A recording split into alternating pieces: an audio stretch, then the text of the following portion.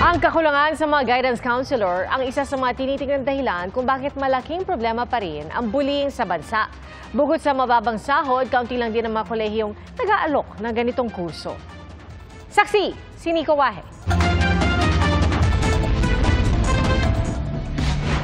Barilan, saksakan, bugbugan, at mga kaso ng bullying na kinasasangkutan ng ilang estudyante sa mga nakaraang linggo. Ilang insidente nga sa loob pa ng paaralan nangyari. Ang ikalawang tahanan ng mga mag-aaral. Isang dahilan, kawalan ng guidance counselors ayon sa DepEd. Dapat daw ay 1 guidance counselor per school under DepEd. Pero hindi raw yan nangyayari. Ang registered guidance counselor kasi, maraming mga requirements po ito. Opo. Kaya nahihirapan po tayong mag-fill up ng mga items. Meron po tayo items, pero wala pong mga takers.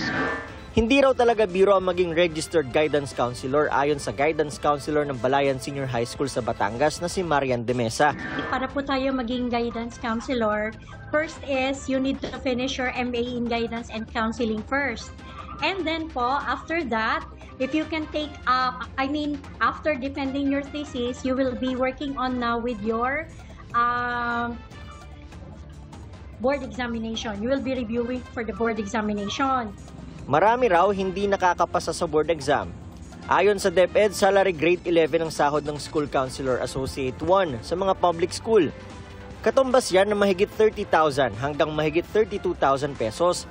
Kung ibabanggaan niya ang sahod sa workload, Parang hindi nga po okay. Kasi po, like ako po, I am catering to 2,000 plus students po. Ang mandate po ng DepEd is 1:500, sir. may ilang eskwelahan naman akong nakausap. Teacher ang nagiging guidance counselor kahit walang lisensya. Special assignment nila ito pero walang additional na bayad. Tumanggi silang humarap sa kamera. Ang Philippine Guidance and Counseling Association Incorporated, aminado ring hirap din talaga na madagdagan ang numero ng mga registered guidance counselor. Una, kaunti lang daw ang kolehiyo na nag-o-offer ng guidance counseling course. Madalas sa gustong maging guidance counselor, kailangan mag-BS Psychology o ibang 4-year course saka magmamasteral para makapag-take ng board exam.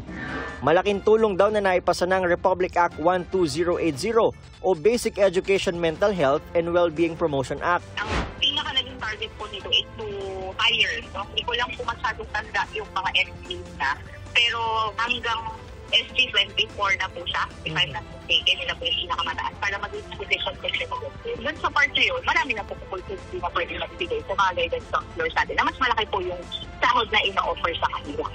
Sagot din daw ang bagong batas para makater ang kakulangan ng mga eskwelahan pagdating sa pangangalaga ng mental health ng mga estudyante. Dahil na po sobrang konti ng guidance counselors natin or RDCs natin, at least yung RA po na yun will be focusing more on how we can also have additional mental health professionals who can help our students din po. Para sa GMA Integrated News, ako si Nico Wahe, ang inyong saksi. Mga kapuso, maging una sa saksi. Mag-subscribe sa GMA Integrated News sa YouTube para sa iba't ibang balita.